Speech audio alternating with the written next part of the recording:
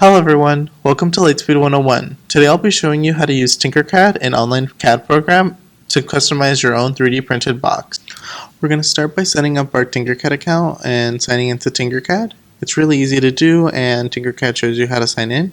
After that we're going to go to Thingiverse and we're going to be using files that Zizu, maker on Thingiverse, made. You can look up Earbuds box with locking magnets and it should pop up.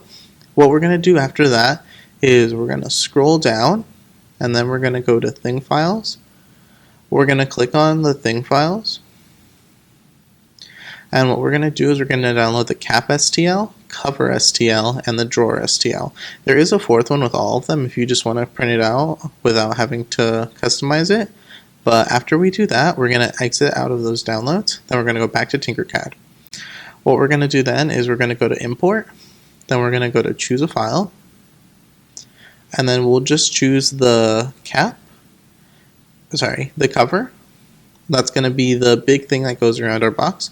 We're going to leave those settings alone. We don't have to change anything. Then we're going to import it. What we're going to do then is we're going to click on our object, and then we're going to rotate it 90 degrees on its side. Then what we're going to do is rotate it 90 degrees in the left direction.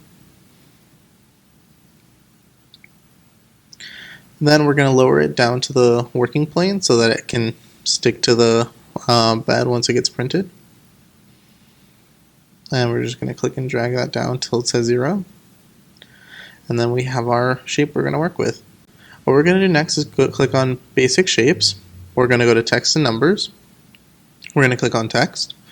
Then we're going to drag that over here. We're going to click on it. I'm going to choose a font, and we're going to go with serif just because it's a nice, fancy looking font. I'm going to click on text and get rid of that. I'm going to type in my school's name, so it's going to be CSUF. Then after that's done, I'm going to click on the box in the center of our shape. I'm going to make a hole. Then I'm going to click on the box in the center. Can't seem to see it, so I'm going to click on that arrow to move that up. I'm going to change the 10 to 0.5, and you'll see that it's very thin now. What we're going to do is we're going to click and drag both of these together. So we're going to click and drag to the side, and then we're going to go up to where the alignment tools are. It'll say Align. Click on that. We're going to click on our box. Then we're going to click the bottom to align it at the bottom, then the left to align it at the left, and then the top dot right there to align it at the top. And then that looks pretty good to me. So what we're going to do now is we're going to click and drag. Then we're going to go to the top and group it. This makes it so that the hole is engraved into our 3D box. And that way we have a nice shape. Then we can just look around it.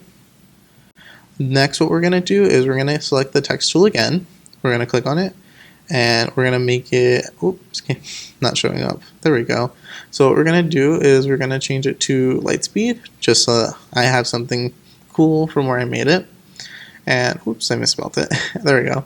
We're going to make it into a hole, and then we're going to click on the center box right there to change the thickness. And then we're also going to change it to 0.5 again. What we're going to do next is we're going to move it to the side. I'm going to try to get a side view. We're going to minimize it, and then we're going to try and click and drag. Oops.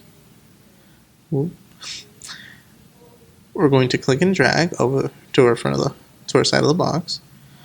Then what we're going to do is we're going to rotate it 90 degrees.